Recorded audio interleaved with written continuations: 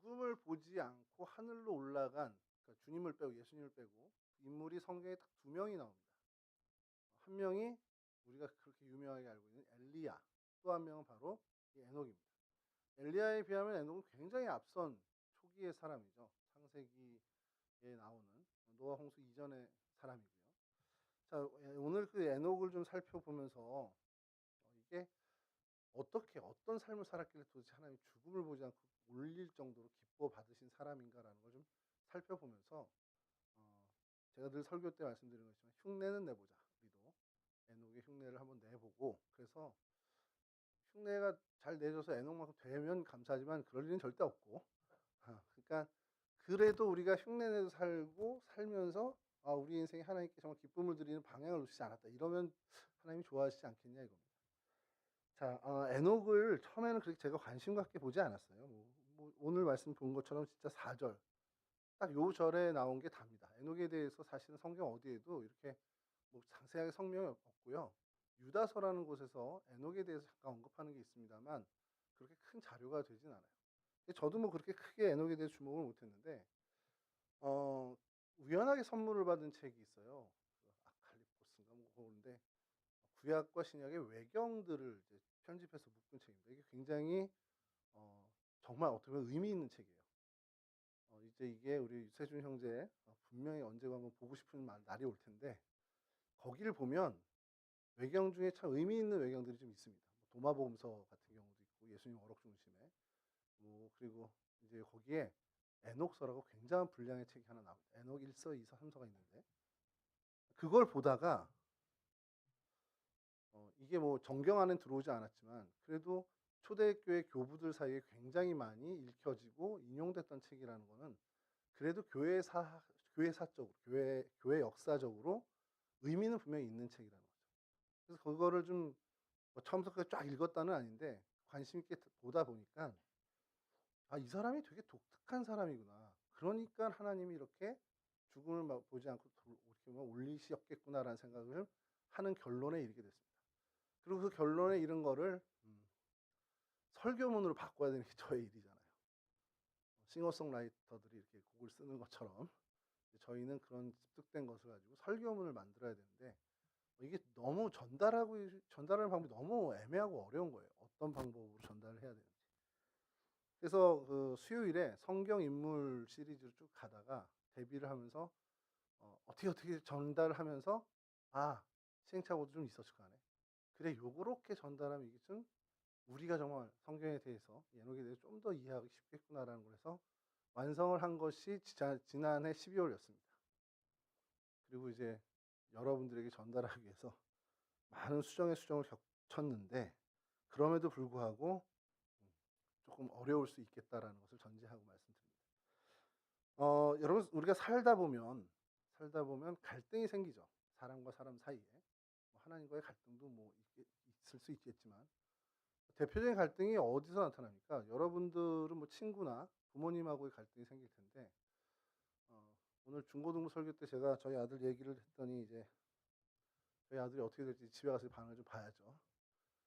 그 연장선상에서 한 가지 좀 있었던 일을 좀 얘기하면, 요즘 그 친구하고 제일 신경전을 벌이는 게 이어폰 꽂는 겁니다. 어, 뭐 맑은 눈의 광인처럼 딱 꽂고 있어요, 항상. 그래서 압수도 해보고 했는데, 압수했더니 이제 유선을 끼고 있더라고요. 참 대단한 의지의 한국인입니다. 이유는 뭐냐면 잘 때 스마트폰을 좀 보면서 잠들지 마라. 그러니까 어떤 일이 그러니까 한 사건 때문에 이게 완전히 증폭됐는데, 한참 이제 중학교 3학년 때 온라인 수업을 할 때예요. 이제 확진자가 생겨가지고 이제 오늘 갑자기 온라인 해야 된다. 근데 제가 열심히 이렇게 막 그 업무를 보고 있는데 모르는 전화번호에서 전화가 온 거예요. 받았더니, 이거 여러분 참고해 주셔야 됩니다. 우리 아들의 또 어떻게 보면 어떤 치부일 수 있으니까. 선생님인 거예요. 걔네 담임 선생님. 아니, 온라인 접속을 안 하고 있습니다. 근데 온라인 환경을 제가 잘 만들어 줬거든요. 줌으로 잘 접속할 수 있게. 갑자기 겁이 나요. 무슨 일이 났나? 그래서 집으로 갔어요. 열심히 저렇게 올라가 가지고 집에 들어가서 문을 여는데 후나 그러는데 대답이 없어. 순간, 아주 정말 찰나의 순간에 온라인인 거 모르고 학교를 갔나? 이 생각이 든 거예요. 근데 신발이 있어. 근데 문을 열었더니 열심히 자고 있는 거예요. 그래서 이제 또 소리를 질러줬죠. 이렇게 또 샤우팅 한번 싹 해주면서. 그래서 자초지종을 보니까 밤새 이렇게 영상을 보며 이어폰 꽂고 자다가 얘가 방전이 되니까 알람이 안 울린 겁니다. 화가 나죠? 이거 이해되죠? 아니 제가 전화를 안 받았으면 모르죠. 엄마한테 전화했는데 엄마가 안 받으니까 저한테 전화가 온 거지만. 그래서 이제 그걸 이제 계기로 해서 제발 잘 때 이거 보고 가지고 이게 이제 지금까지도 신랑 1년 가까이 신랑일 하고 있는 건데. 그래서 제가 그 사건을 요즘 다시 한번 복기를 하면서 '내가 왜 이런 스마트폰을 보고 잠드는 거에 대해서 화가 날까?' 사실 이거 별거 아니거든요. 보고 잘 수도 있죠. 객관적으로만 보면 아니 스마트폰이 있어서 재밌는 영상 보다가 잠자리에 누워서까지 보다가 잠들면 잠들 수 있는 거죠. 여러분들도 그렇게 하잖아요. 저는 못하지. 집사람이 있으니까 못하지만. 여하튼 이게 먼발치에서 보면 이게 크게 화날 일은 아닌데 왜 그 현장 그 순간에 나는 이렇게 화가 날까? 그래서 가만히 그것을 되뇌이고 정말 우리 그 되새김이라는 한자 반추를 계속 해 봤습니다. 그래서 요 근래에 지난주간에 제가 결론에 다다랐습니다. '아 내가 우리 아들에 대한 기대가 있구나. 아 적어도 우리 아들은 그래 고렇게 스마트폰을 보면서 잠드는 그러지 않고 스마트폰을 좀 일찍 사 줬거든요. 스마트폰을 일찍 얻은 만큼 이거에 대한 절제력을 좀 가질 수 있겠구나.'라는 기대가 있었다는 거예요. 근데 전혀 스마트폰 사용에 대한 자제, 절제를 못하는 모습을 보니까 제가 제 기대에 못 이겨서 화가 난 거라는 걸 결론을 내게 됐습니다. 그러면 기대를 안 하면 되죠. 그죠? 기대를 안 하면 무난하게 우리는 잘 지낼 수 있을 겁니다. 그러나 관계에서 어떤 그 불화나 성내는 것이 없어지긴 하겠지만 그럼 이 친구가 소위 말하는 잘 자랄 수 있겠느냐? 그건 또 다른 문제가 된다. 자, 그러면서 이 창세기 에녹의 시대를 좀 보게 됐어요. 에녹 이후 무두셀라가 있죠. 그리고 라멕이 나온 다음에 그다음에 노아가 나오는데 자, 노아 시절에 무슨 일이 있었습니까? 노아의 시절에. 얘기해도 돼요. 이렇게 우리는 성경 때 이렇게 경직되는지 모르겠어. 그렇죠. 성교사님 말씀하시면 안 되고요. 우리 시청자들이 얘기했을게요. 홍수가 있었습니다. 여러분 노아의 홍수를 그냥 노아의 홍수 이렇게 들으면 별거 없는 것 같이 그냥 뭐 홍수로 다 죽었나 봐 이렇게 생각하잖아요. 그때가 얼마나 죄가 정말 만연했으면 그런 일이 벌어졌을까를 좀 생각해 보면요. 오늘 우리가 사는 이 시대가 어떻습니까? 그러니까 우리나라는 그래도 치안이 괜찮지만 정말 치안이 엉망이고 말도 안 되는 일이 벌어지는 정말 어떻게 보면 그런 국가들의 얘기들을 우리가 간간히 들으면 인간은 어쩔 수 없다는 생각을 하면서 아 인간의 죄가 정말 죄성은 정말 있을 수밖에 없구나라는 생각을 하게 됩니다. 그러면서 이제 오늘날에도 우리 어르신들이 우리 세상을 보면서 가끔 그런 얘기를 하는 걸 제가 들어요. "아 발세다. 진짜 그 당신들 때와 지금이 너무 죄가." 그리고 요 근래에 이제 뭐 그 차별 금지라든지 성소수자 얘기들이 나오고 막 이러는 걸 보면 '아 진짜 망할 때가 됐나?' 이런 생각이 들 때도 있어요, 저 같은 경우도. 자 근데 그건 우리가 너무 죄가 관영해서 죄가 좀 넘치고 정말 죄가 넘치는 상황이 돼서 '아 참 망할 때가 됐나.'라고 생각하는데 노아의 시대는 실제로 망한 때란 말이에요. 그러니까 지금 우리 시대와도 비교 안 될 정도로 정말 하나님이 칼을 들어 망하게 하는 하나님이 왜 인간에 대해서 그렇게 심한 심판을 하셨을까? 그거는 아까 제가 말씀드린 것처럼 사람에 대한 기대가 있으셨기 때문입니다. 아담을 만들 때 하나님이 정말 아무 기대 없이 만든 게 아니잖아요. 하나님과 교제하고 하나님의 형상을 입은 존재로서 하나님과 정말 밀접하게 지내는 그것을 기대했는데 그게 여지없이 다 무너졌고 그 무너진 기대가 정말 무너짐의 정점이 다다른 게 이 노아의 시대였습니다. 근데 이 하나님께서 노아의 시대에 딱 보니까 얘네들이 아니야. 그래서 바로 그때 치셨다. 이게 아니라는 겁니다. 오늘 창세기를 좀 살펴보면서 하나님이 이 기대하신 것이 어떻게 되었는지 그걸 좀 보자는 겁니다. 제가 제 아들에 대한 기대를 생각하면서 한 가지 좀 역으로 생각한 것이 그럼 난 누구의 기대를 받은 적이 있었나라는 겁니다. 나에 대해서 기대하는 사람들이 있나라는 거 해서 현재 시점에서 보면 뭐 저희 집사람이 저를 기대하겠죠. 여지없이 무너졌겠지만 저희 딸도 저를 아빠로서 어느 기대감이 있었을 겁니다.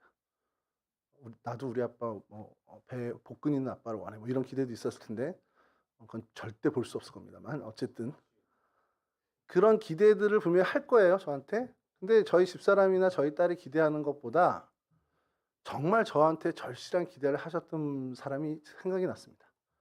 저희 어머니예요. 근데 저희 어머니의 기대에 현재 저는 그 기대를 무너뜨렸을까요? 충족시켰을까요? 아니면 기대 이상의 어떤 것을 보여드렸을까요? 역시 할렐루야. 역시 신학생이야. 믿음이 있네. 어쨌든 뭐냐면 저희 어머니가 제가 신학을 하고 신학교를 다니고 이 길을 갈 때 저희 어머니는 기대보단 걱정을 하셨습니다. 엄청난 걱정을 했죠. 그리고 은근히 기대를 살짝 했어요. 제가 목사가 되면 좋긴 하겠다. 근데 되겠어? 저 성격에? 이제 그 생각을 하신 거죠. 뭐 저한테 직접 하기도 했고 저희 형이나 몇 명에게 이렇게 돌려가면서 얘기도 했죠. 저 자식 저 정도 성격에 목회하면 큰일 나지. 이제 그런 얘기를 하시거든요. 그러던 어느 날 제가 이제 목사 안수를 받고 한참 목회에 전념하고 있을 때 저희 어머니가 딱 한마디를 하신 적이 있습니다. 야, 네가 변화되는 거 보니까 하나님은 정말 위대하시더라. 이게 실제로 저희 어머니 텍스트입니다. 그렇게 얘기를 하셔서 그래서 저도 내가 우리 어머니 기대에 만족을 드리는 아니면 그 기대 이상의 사람이 됐구나라는 생각을 해봤습니다. 무슨 얘기냐면 기대치가 낮으면 기대는 그 기대 이상의 결과를 낼 수 있습니다. 근데 문제는 제가 제 아들에 대한 기대, 이제는 그 기대를 좀 낮추고 있는 상황인데 하나님은 우리를 향해서 이런 자세를 안 취한다는 겁니다. 하나님도 그냥 니들이 뭐 하면 그렇지 하고서 기대를 안 하시면 되는데 하나님은 그 기대를 안 낮추세요. 안 낮추는 대신 뭘 하시는지 아세요? 그 기대를 하나님이 기대한 수준에 이룰 수 있게 성령으로 능력을 주시는 겁니다. 그래서 우리로 하여금 그 하나님의 기대를 이루어 드릴 수 있게끔 계속해서 후원해 주시는 거예요. 자, 하나님께서 인간의 그 죄악의 관영 정말 실망하셔서 그때 그 기대가 무너지고 계속해서 많은 하나님의 사람들을 통해서 시대에 어떤 심판을 예고했음에도 불구하고 죄과 관영에서 결국엔 멸망에 이르게 되는 그때까지 하나님이 엄청난 많은 사람들을 통해서 말씀하셨을 거라는 겁니다. 자, 그리고 그러한 관점에서 우리가 보는 것이 바로 이 에녹이라는 거죠.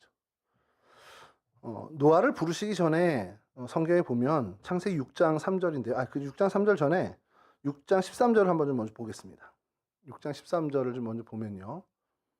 하나님이 노아에게 이르시되 모든 혈육 있는 자의 포악함이 땅에 가득함으로 그 끝날이 내 앞에 이르렀으니 내가 그들을 땅과 함께 멸하리라. 이제 하나님의 기대가 완전히 무너졌죠. 많은 노력에도 불구하고 그 기대가 무너지자 하나님은 그냥 결단을 하셨습니다. 자, 그리고 그 말씀에 방주를 이렇게 저렇게 계속 이어지는 얘기가 나옵니다. 그리고 그 노아와 가족이 명령하신 대로 그 일을 다 준행했다고 성경은 기록을 하고 있어요. 그런데 이렇게 노아에게 하나님께서 말씀하신 것이 느닷없이 어느 날 찾아와서 노아에게 나 화났어. 인간 다 없앨 거야. 그러면서 너 이렇게 하자. 이렇게 한 게 아니라는 거예요. 23절이. 노아를 이렇게 부르기 전에 인간의 날을 120년이다 라고 한정지은 내용이 나오는데 그게 바로 밑에 있는 3절입니다. 한번 읽어볼게요. 여호와께서 이르시되 나의 영이 영원히 사람과 함께하지 아니하리니 이는 그들이 육신이 됨이라. 그러나 그들의 날은 120년이 되리라 하시니라. 이게 해석을요 어떻게 하냐면 인간의 수명이 이때부터 120살이구나 이렇게 해석을 한 경우가 있습니다. 근데 그 얘기가 아닙니다. 이 시점 이후에 120년 정도의 하나님께서 유예를 주는 거예요. 그리고 그 뒤에 인간의 멸망을 이루신다라는 겁니다. 그러니까 앞으로 120년 남았어 라고 얘기한 겁니다. 120년이 짧은 시간이 아니잖아요, 사실은. 굉장히 긴 시간인데. 자, 그렇게 인류 멸망에 대해서 하나님께서 유예를 주신다라는 건 뭡니까? 기대가 무너졌지만, 그렇죠. 돌이킬 수 있으면 좀 해봐. 한 명이라도 좀 더 이렇게 돌이켜서 내 기대를 좀 만족시켜봐. 라는 이야기입니다. 자, 이 관점에서 우리가 좀 주목할 사람이 있는데 바로 무두셀라라는 사람이다. 무두셀라는 굉장히 한 줄밖에 안 나오는 사람이기 때문에 성경에 많은 사람들이 그 무두셀라를 놓고 많은 상상력을 펼쳐요. 그래서 무두셀라에 관한 이야기들이 성경 분량에 비해서는 엄청나게 많습니다. 근데 이 사람 이름부터 좀 보면 좋은 게 창의 사람이라는 뜻이에요. 무두셀라가. 창의 사람. 이게 무슨 의미일 것 같습니까? 이게 창의 사람이라는 결국 창을 잘 던지는 사람, 어쨌든 창을 갖고서 창을 던지는 사람이라는 뜻이거든요. 창을 던지는 사람이 뭐냐? 당시 시대, 그 어떤 족장 시대 이전이죠. 어떤 그 부족 시대의 상황을 좀 봐야 됩니다. 이 부족과 저 부족이 싸움이 붙어요. 그럼 전사들이 나가겠죠.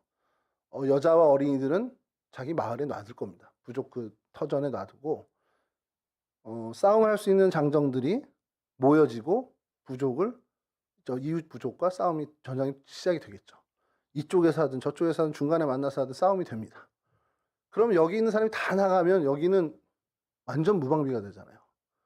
자, 무방비가 되는 걸 방지하기 위해서 소수의 몇 명을 최소 마지노선을 지킬 수 있는 사람들을 남겨놓습니다. 그리고 그 남은 사람들 중에 가장 뒤에서 방어를 하는 사람, 그러니까 최종 수비수입니다. 골키퍼와 같은 역할을 하는, 아니면 스위퍼 역할을 하는 최종 수비수. 이 사람이 창의 사람입니다. 무슨 얘기입니까? A라는 부족의 창의 사람이 쓰러졌다. 그가 죽었다. 혹은 그가 사라졌다. 이건 뭘 의미합니까? 그 부족의 멸망을 의미하는 겁니다. 무드셀라라는 이름이 이런 오묘한 이름을 갖고 있어요. 이 이름을 누가 지었을까요? 아버지가 오늘 우리가 주목하고 있는 에녹이었습니다. 에녹이 아들의 이름을 그냥 짓지 않겠죠. 여러분, 저도 우리 딸 아들의 이름을 그냥 이거 발음 좋다, 야 이거 딕션이 좋은데 하고 지은 거 아니잖아요. 그 의미를 담고 뭔가 있기 때문에 짓는 거고, 더더군다나 이 시대에는요, 이 이름이 갖는 의미가 어마어마합니다. 여러분, 에노스라는 이름이 있어요. 성경에 이렇게 그 아담의 아들 셋이 이제 아들을 낳았는데 이름을 에노스라고 합니다. 이 에노스라는 뜻은 뭐냐면 죽을 수밖에 없는 존재라는 뜻이에요. 왜 셋이 이렇게 이름을 지었을까? 아담이 죽는 걸 이제 본 겁니다. 사람이 죽네? 영원히 같이 있지 않네? 그러면서 이 에노스라는 이름을 짓고, 그때 에노스의 시대에 있었던 일이 뭐냐? 그때 비로소 사람들이 여호와의 이름을 불렀더라. 우리가 죽는구나. 우린 사라지는 존재구나. 자, 그런 현실을 완벽하게 이제 이해하니까 그제서야 하나님을 향해서 예배를 드리기 시작했다는 겁니다. 인류의 첫 예배가 이 에노스 시대부터예요. 그러니 이 에노스라고 이름을 지은 이 셋의 신앙이 고스란히 그 아들의 이름에 담겨 있다는 겁니다. 그런 관점에서 에녹이 자신이 낳은 아들을, 65세에 낳은 그 아들의 이름을 창의 사람, 인류의 마지막 최종 수비수로 지은 거예요. 그가 아들을 낳을 때 그는, 우리가 충분히 상상할 수 있는 것은 하나님이 인류 종말에 대한 이야기를 알려줬고요. 이게 근거가 어딨냐? 에녹서에 등장합니다. 유다서에서 1장 14절 15절이 에녹이 이렇게 심판을 얘기하지 않았냐? 이렇게 얘기를 해요. 근데 이게 성경 어디에서 에녹이 그런 얘기를 했다는 게 나오질 않습니다. 그래서 신약 우리 서적을 찾아보면 이게 어디서 인용된 책입니까? 유다가 도대체 에녹이 이런 얘기를 했다는데 어디 있는 겁니까? 라는 질문에 성경학자들이 에녹서 1장 9절을 이야기합니다. 에녹서 1장 9절에 그런 이야기 나오죠.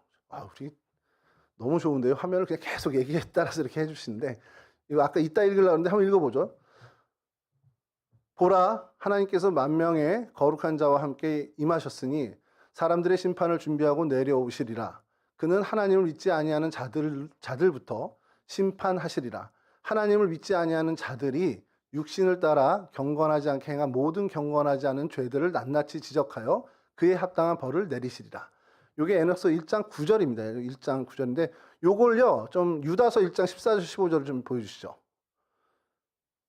여기서 아담의 7대손 에녹이 이 사람들에 대하여도 예언하여 이르되, 보라, 주께서 그 수만의 거룩한 자와 함께 임하셨나니, 아까 얘기랑 비슷하게 들어가죠. 이는 무사람을 심판하사 모든 경건하지 않은 자가 경건하지 않게 행한 모든 경건하지 않은 일과, 어렵지만 아까 얘기한 그 사람들의 얘기입니다. 또 경건하지 않은 많은 죄인들의 주를 거슬한 모든 완악한 말로 말미암아 그들을 정죄하려 하심이라 하느니라.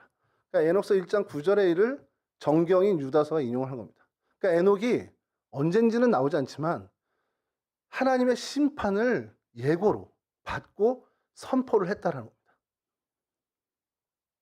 근데 그게 확실히 이 무드셀라를 낳기 전이라는 것을 우리가 유추할 수 있는 것이, 이런 하나님의 심판에 대해서 이가 확신을 갖고 하나님이 보여주신 걸 봤기 때문에 자신의 신앙이 그대로 투영된 아들의 이름을 인류 최종 수비수입니다 라고 무드셀라라고 지었다는 거예요. 하나님은 이미 에녹을 통해서, 뭐 에녹 말고도 몇 명이 또 있었을 수도 있지만 적어도 에녹을 통해서 인류가 망할 거야, 내 기대에 미치지 못했어, 그러니까 얘네들 이제 끝났어 라고 경고를 해주셨다는 겁니다. 자, 경고를 하고 멸망을 시켜야 되잖아요. 세준이한테 제가 너 잘 살아야 돼, 그리고 우리 그 카지노의 최민식처럼 72시간 안에 말이야 너, 이렇게 얘기를 해서 한정을 두면, 경고를 하면은 그 짧은 시간 지나면 그 일을 이루게 돼요, 보통. 제가 저희 뭐 애들에게도 경고하면은 너 이거 해? 물론 이제 그게 공수표가 될 때가 많긴 하지만 우리의 경고는 대부분 1년 뭐 이렇게 못 가잖아요. 아니면 없어지든가. 그럼 하나님도 만약에 인류를 멸망시키려면 경고를 하시고 얼마 지나지 않아서 그것을 이루셔야 되는데, 예를 들어서 무드셀라를 낳던 해 경고를 치죠. 그냥 제일 늦게를 우리가 잡아서 무드셀라 낳는 그 해에 하나님이 인류의 경고를 보여줬다 치자고요. 자, 그래서 무드셀라를 낳습니다. 그리고 그 최초의 경고라고 할 수 있다면 그게 그 경고 이후에 얼마 뒤에 하나님이 그걸 실행하십니까? 이게 여러분 진짜 중요합니다. 하나님이 에녹이 65세 때 무드셀라를 낳은 그 시점에 저 예언을 할 수 있도록 세계 멸망, 인류의 멸망을 보여주셨습니다. 경고를 하셨습니다. 그러면 그 경고 후에 그 경고를 실행한 게 몇 년 간격이 있습니까? 성경을 보면 여러분들은 알 수 있어요. 무드셀라가 몇 년 살았죠? 무드셀라 나이. 신학생 969세에 죽습니다. 뭐 969세 죽는 게 뭔 상관이야 이렇게 하겠는데, 여러분 그 족보에 나오는 나이들을 쭉 계산하면 에녹이 65세에 무드셀라를 낳았습니다. 그리고 그는 187세에 라멕을 낳아요. 무드셀라는. 라멕은 182세에 노아를 낳았는데 그때가 무드셀라 나이로 치면 369세 때예요. 무슨 말씀인지 알겠습니까? 그러니까 할아버지가 살아있는 거예요. 노아가 태어났을 때, 손자 노아가 태어났을 때. 자, 그리고 노아가 600세 되던 해 홍수가 일어났죠. 그러면 그때 당시 369세였던 무드셀라가 600년이 지나야 되죠. 그러면 몇 살? 969세. 무드셀라가 죽던 해에 노아의 홍수가 일어났습니다. 그러면 얼핏 볼 때 무드셀라 더 살 수 있었는데 노아 홍수 때문에 죽었어, 이럴 수 있잖아요.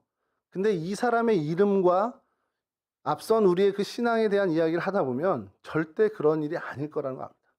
아마도 무드셀라가 죽고 나서 그 장례식 때부터 비가 오지 않았을까? 이런 생각을 할 정도로 하나님의 참으셨던 969년이 지난 후에 홍수가 이제 시작된 겁니다. 그리고 그 120년 전에는 노아에게도 경고를 하셨겠죠. 인간의 수명을 120년으로 이제 한정 지을게.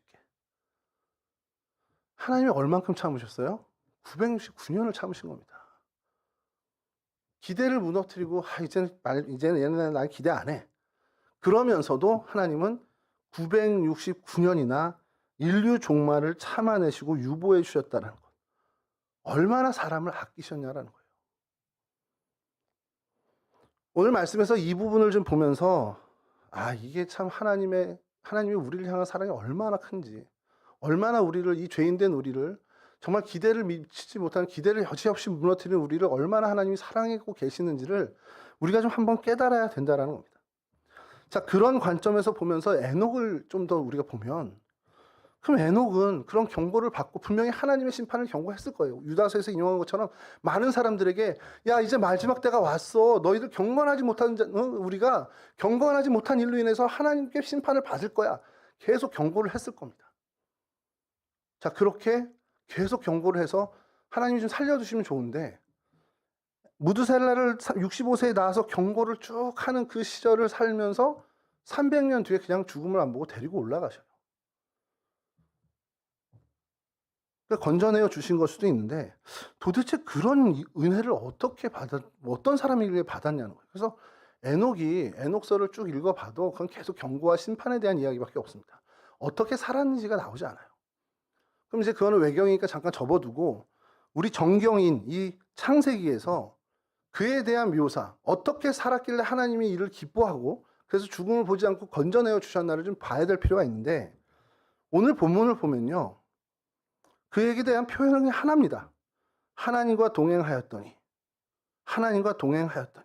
5장 21절과 24절 그 4절 안에 단 2번 그러니까 그 짧은 계절에 하나님과 동행했다는 표현이 딱 2번 나옵니다.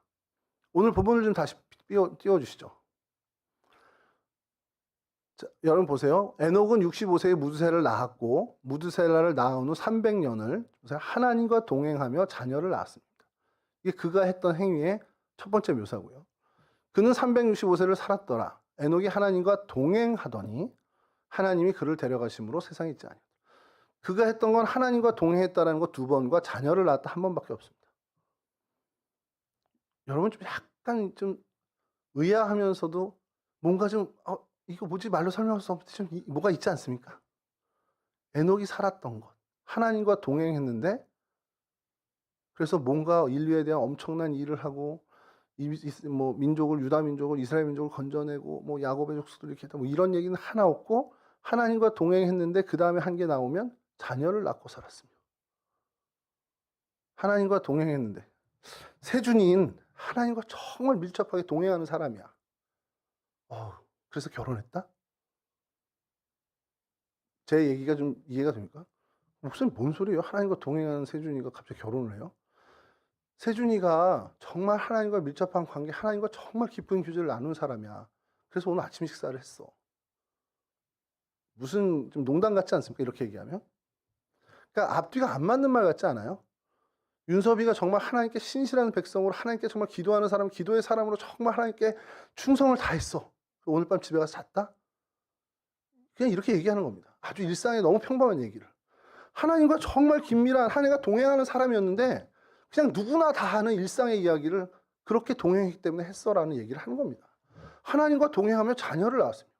하나님과 동행 안 한 사람은 자녀 못 낳습니까? 그때는 다 낳고 살았어요. 똑같은 사람들처럼 살았습니다. 근데 왜 그 앞에 유난히 하나님과 동행하며를 붙였느냐? 이게 오늘 우리 이 시간을 살아가는 오늘을 살아가는 저희들에게 굉장한 이야기를 하는 겁니다. 하나님을 의탁한 이후에 65세 이후에 360을 살았으니까 65세 이후에 300년을 더 산 건데 그 하나님을 의탁한 300년을 살았다라는 거 이건요 그냥 그의 삶에 생존의 현장에서 삶에 자신의 해야 된 일에 최선을 다하고 충성을 다한 삶을 살았다라는 겁니다. 그렇게 하나님과 동행해서 내 일상을 살았다라는 걸 얘기하는 겁니다. 종말을 만약에 예견했다라면 우리의 상식상 자녀들을 버리고 가정을 버리고 산으로 올라가서 오늘날 치면 어떤 기도원에 들어가서 온전히 기도해만 입쓰고 이래야 될 것 같은 거예요. 그리고 그게 사실은 어떻게 보면 이 문맥에도 어울립니다. 하나님이 정말 인류 멸망의 경고를 했고 그로 인해서 에녹은 정말 산에 들어가서 하나님께 기도하며 산 위에서 선포만 했다. 이렇게 돼야 어떻게 보면 맞는데 하나님과 동행하며 삶의 현장에서 자신에게 주신 일, 가정에 충실하고 아내를 사랑하고 자녀를 낳고 기르는 그 생활 현장에 아주 평범한 일상에 충성을 다했다라는 것으로 오늘 성경은 이야기하고 있다는 겁니다. 그러니까 여러분들에게 이 문장은 무엇을 여러분들에게 메시지를 주냐? 하나님과 동행하고 하나님과 긴밀한 어떤 교제를 나누고 그래서 하나님을 향한 믿음이 자라고 믿음이 성숙해지는 그래서 어떻게 보면 믿음의 사람이 여러분들이 될 때 여러분들의 모습은 여러분들에게 주어진 일상에 최선을 다하는 삶 그런 모습으로 드러나야 한다는 겁니다. 뭔가 교회에서 더 큰 봉사를 하고 어떤 선교를 나가고 하나님의 이름을 외치고 정말 누가 봐도 제 목회자야 이런 생활이 아니라 물론 그것도 좋지만 그것보다 더 중요한 것은 여러분들의 아주 일상 정말 평범한 그 일상에 정말 신실한 사람이 되어간다는 것 그것으로 비춰져야 한다. 그것으로 드러나야 된다는 겁니다. 아, 이 사람이 정말 하나님의 사람이구나. 이 사람이 정말 하나님과 동행하는구나. 그것을 여러분들이 보는 관점은 그의 일상이 정말 그가 자신의 일상에 최선을 다하고 충성된 삶을 살고 있구나라는 것으로 판가름해야 된다는 거예요. 근데 우리는 안 그러죠. 뭔가 이 사람이 교회에 큰 일을 하고 어떤 신앙적으로 큰 어떤 성과를 내고 뭐 선교를 몇 년 다니고 이런 것이 저 사람 믿음 좋네. 이렇게 생각하는 경우가 많습니다.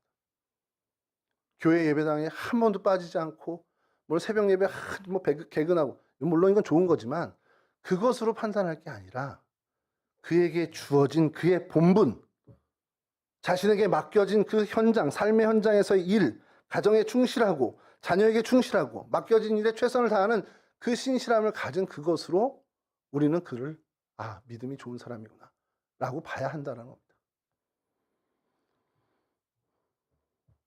여러분 말씀 마칠게요. 하나님이 인류에 대해 기대한 게 뭘까요? 인류에게 기대한 게 도대체 뭘까요? 이런 에녹과 같은 응답을 기대하셨다는 겁니다. 왜냐하면 에녹이 하나님께 기쁨을 드린 최정점의 사람이면 그가 어떻게 하나님께 기쁨을 드렸는지를 봐야 되는데 방금 말씀드린 것처럼 그는 일상, 자기에게 주신 정말 평범한 그 일상에 최선을 다한 삶을 산, 신실함을 다한 삶을 산 것으로 하나님께 응답했다는 겁니다. 그러면 오늘 이 땅을 살아가는 우리 크리스찬에게 하나님이 기대하시는 가장 큰 기대가 뭘까라는 거예요. 이제 다 결단하고 나는 해외로 나갑니다. 내 직업과 내 가정을 다 버리고 나는 해외 선교사가 되겠습니다. 물론 그런 어떤 하나님의 지시를 받고 가는 것도 의미 있고 또 그 사람 나름대로 하나님의 소명을 받고 가는 거일 수도 있지만 그냥 보통의 경우에 특별한 그런 경우 말고 보통의 경우에 하나님이 여러분들에게 기대하시고 그래서 여러분들이 하나님께 기쁨을 드리는 응답은 여러분들에게 지금 맡겨주신 그 일상의 현장, 가정, 친구, 신앙 공동체 거기에 여러분들의 정성을 다하고 여러분들의 충성을 다하고 여러분들의 신실함을 다한 삶으로 응답하는 것을 하나님은 기뻐하신다는 거예요. 어떤 것보다도 기뻐하신다는 겁니다. 그게 바로 하나님과 동행하는 삶이라는 거예요.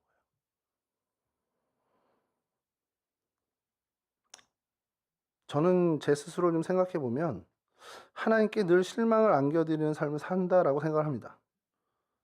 그렇게 살다가 정말 실망만 안겨드리고 내 인생이 끝나는 거 아닌가라는 그런 두려움도 사실 있어요. 그러면 그 홍수시대 죽음을 맞이한 사람처럼 저도 그냥 그런 인류의 한 사람으로 그냥 멸망되고 끝나는 거겠죠.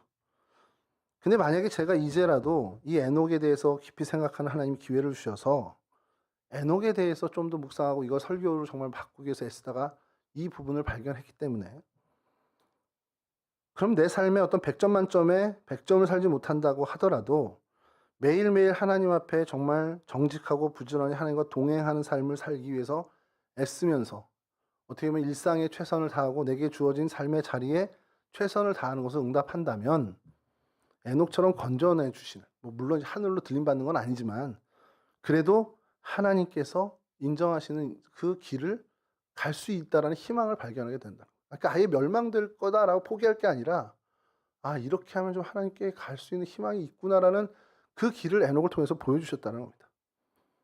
그러니까 제 삶에 주어진 자리, 남편으로서의 자리도 있고 가정의 가장으로서의 자리도 있고 사역자로서의 자리도 있고 동성교회 교육목사라는 자리도 있고 그 자리에 정말 충성만 하면 된다는 것.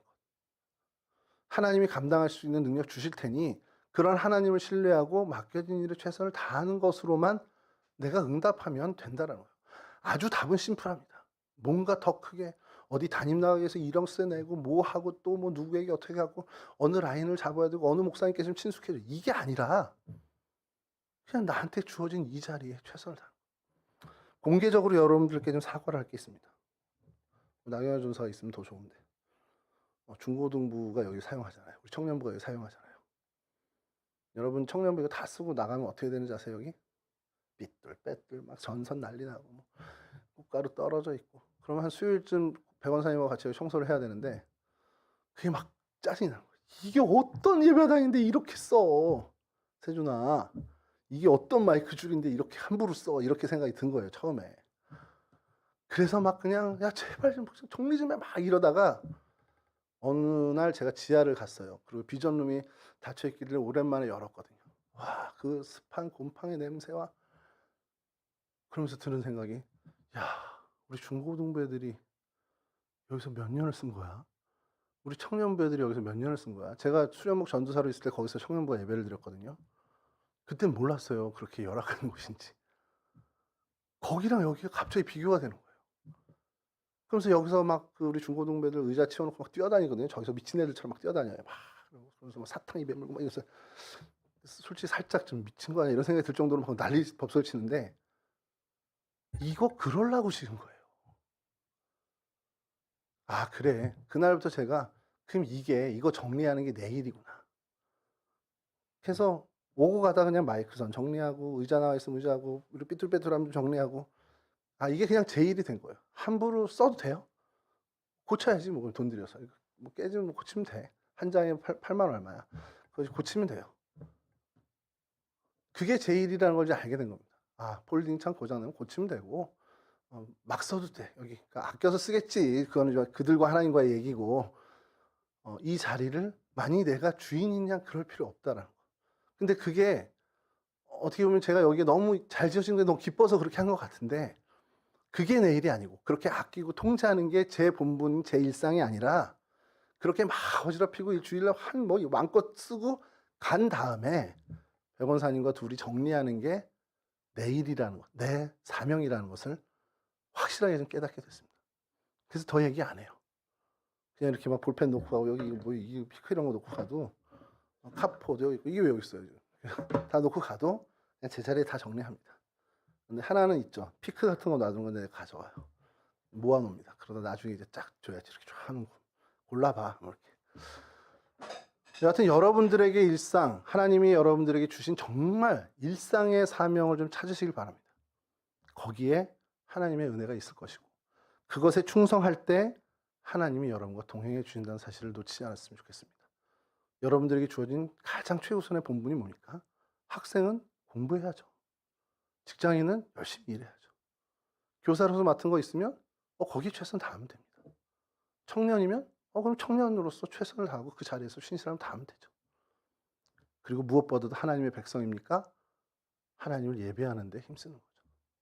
그렇게 아주 평범한 일상의 사명을 정말 잘 감당하실 수 있는 저와 여러분들 되시기를, 그래서 하나님과 동행하는 삶으로 하나님께 영광 돌리는 저와 여러분 되실 수 있기를 주님의 이름으로 간절히 축원합니다. 기도하겠습니다. 여호와는 내게 복을 주시고 너를 지키시기를 원하며, 여호와는 그의 얼굴을 내게 비추사 은혜 베푸시기를 원하며, 여호와는 그 얼굴을 내게로 향하여 드사 평강 주시기를 원하노라. 거룩하신 하나님, 주의 백성으로 불러주셨습니다. 예배자로 불러주셨습니다. 하나님, 우리의 일상에 가장 평범한, 가장 기본이 되는 그 일에 최선을 다하는, 그 일에 충성을 다하고 신실함을 다하는 하나님 백성 되게 하여 주시고, 그 현장에 하나님 우리와 함께 하시사 하나님과 동행하는 삶으로 살아가는 저희들이 될 수 있도록 도와주시옵소서. 우리에게 기대하셔서 우리에게 일상을 주셨습니다. 그 일상을 무시하는 자 되지 않게 하시고, 그 일상을 정말 소중히 여겨 그 일상 속에 임하시는 하나님의 은혜를 만끽하며 하나님과 동행하며 그 일상을 살아가는 거룩한 하나님 백성 되어 우리의 삶이 하나님으로 인해 기쁨을 얻고, 우리의 삶이 하나님께 영광 돌리며 기쁨을 드리는 거룩한 삶이 될 수 있도록 도와주시옵소서. 그렇게 나의 일상에 주어진 사명에 최선을 다하는 거룩한 하나님 백성이 되기를 간절히 소원합니다. 하나님, 우리 가운데 임하셔서 도와주시옵소서. 예수 그리스도 거룩하신 이름으로 기도합니다. 아멘.